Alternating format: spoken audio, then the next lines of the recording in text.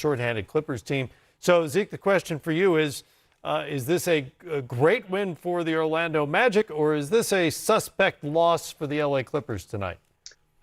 It's a suspect loss and a terrible loss for the Clippers. I mean, this is you can't lose games like this when you're in the West fighting for a position, and then you have aspirations of being a championship team.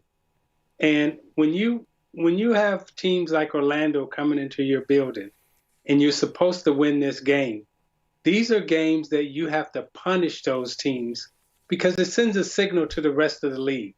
Now what the rest of the league believes is that they can come into your building and catch you on any given night.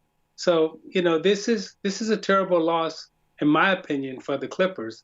Now, they'll get over it. They may win in the next game or two. But from a reputation standpoint and a credibility standpoint around the league, this is a bad loss for them. And the thing for me is anytime the Clippers lose in a manner like they did tonight, I tend to view it, and I think people around the league tend to view it through the lens of what happened in the playoffs last year. And the fact that a lot of people felt like they quit at the end of that series. They gave up the big 3-1 lead and then looked like they were done at the end of that. And so you had games like that blowout loss to the Mavericks earlier this season, and you kind of side-eye the Clippers a little bit going, what is this team? Yeah, I think the biggest thing, and I'll say this, very structurally, they need a point guard. Yeah. They need somebody that could get them. Yeah, they need somebody that could get them into the sets. If you're looking at these teams, they lost 103 or 104 to 96. That means at the end of the game, they're not getting enough shots. They're not controlling the pace of the game. Kawhi Leonard is an all-star, all-time great. Paul George, all-star, all-time great. But after that, who's the guy that's going to say, tonight I'm going to get 12, 13 assists? Right. We're going to run the play. This is how do the Clippers play? And they've been so inconsistent this year. Even when they win, there's really not a lot of talk about them because people go, well, they'll lose a game like this, right? And so that inconsistent, there's so many highs, so many lows. Give me the little highs and lows, right? Give me those. You can't lose this game. But if you did, you got to look back and figure out what the Orlando Magic did. They slowed the pace of the game. They made it a possession game. And they said, one of you guys, you're not going to be able to use all your weapons. Either Kawhi's going to have to shoot it or Man's going to have to shoot it, and everyone else is not going to eat. And they just can't. You saw what happened. They can't win like that. They got to play faster. And Rajon Rondo is coming. He was obviously not available tonight for the LA Clippers yet, Zeke, but between his IQ, his playoff experience, his willingness to speak up, both with coaches and teammates, how important can he be for this Clipper team down the stretch? Well, he'll be able to implement the game plan that Ty Lue draws up on the board. And, his basketball IQ will help them be organized. It's almost like now, if you were to use a football analogy, you're getting a real quarterback that can control the game. He's not going to, throw interceptions. He's not going to throw the basketball away. He's going to get you into what it is that you need to do. He's going to get the basketball to the people who need to have it. And most importantly, the games that you're supposed to win, your star players, your best players, when you're supposed to beat the lesser teams, those teams are not supposed to be a problem for you. So he'll make sure that games like tonight, you win these games. And then when you get to play the Lakers or the Utah and everybody else, then that's when the star players have to step up and make sure you continue to implement and stay organized. And Rondo will do that. He will keep you organized. The Clippers just acquired Trent Dilfer, is what you're telling me. Yeah, but Trent Dilfer won the Super Bowl. He did. No, that's exactly right. And he won the Super Bowl because he was a game manager. Throw the ball away. Yeah. He got those 10 yards. He handed it off, and he let the defense win the game. Yeah, that's exactly right. That's what the point guard does. You control the basketball game, and you don't have to be great. You just don't have to make a whole lot of mistakes. Yeah. Well, it was always sort of a backhanded compliment for a quarterback. He's a game manager. Well, listen, like a game, you could say, okay, we lost to the Magic or a lesser team, as Coach says. If somebody has 40, if they just go off, they got two guys got 35, 40 points. If you look, they just got, like the Orlando Magic, that was even scoring from everybody. So something wasn't put in place to say this guy's going to beat us and no one else is going to eat.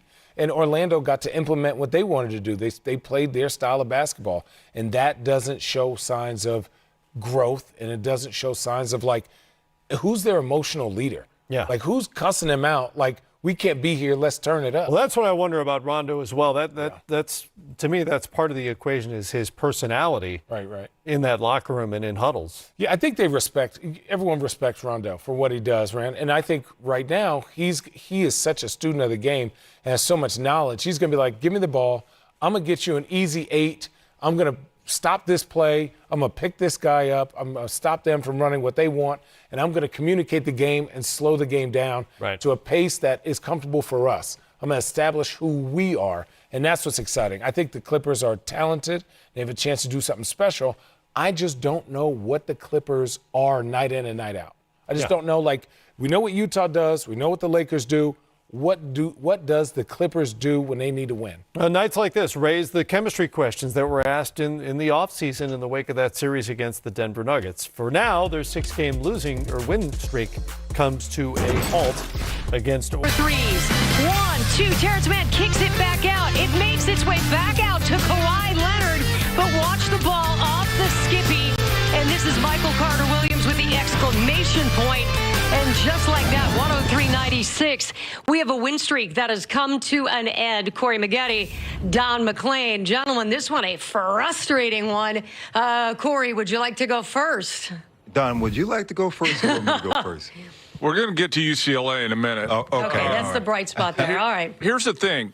And we didn't really talk about it in the pregame. We spent more time on the Clippers. But teams like this are dangerous, the Orlando Magic. You got a bunch of young guys that are mad that they got traded. But they played hard, man, in that second half. Their energy level was so high. The Clippers were playing like, we got the lead, we got this. And then the game flipped in the fourth quarter, Corey. And it was almost like the Magic had created so much momentum with their intensity and their energy that the Clippers couldn't flip it back around, and the Magic made plays to close it out. Well, I would say later in that second half, you could see that the Clippers ran out of gas. You totally can see that it was a back-to-back game.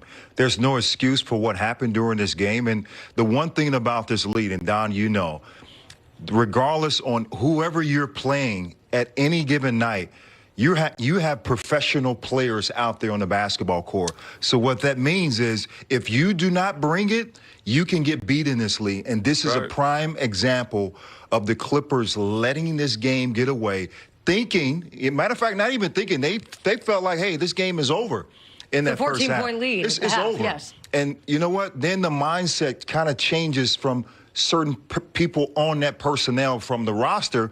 And then you don't bring the energy like this team brought in the second half. But you got to give a lot of credit to all of the young talent on the Orlando Clifford, Magic. too, man. Yeah. He's got these guys playing hard. I mean, Don and Jeannie, they did an amazing job of getting the basketball out of Kawhi Leonard's hand. They know that he's the best player on the floor. So what did they do? They trapped him. They made him pick the ball up and try to make other players score the basketball. And just so happened the Clippers weren't making shots. Energy missing from this one as well. We were talking about the fast break points as well. Not seeing the same type of explosion, even from what a Terrence Mann could bring. These are all symptoms of back-to-back. And, of course, down Paul George and down a Marcus Morris Sr. He was a late scratch, that kind of stuff going on.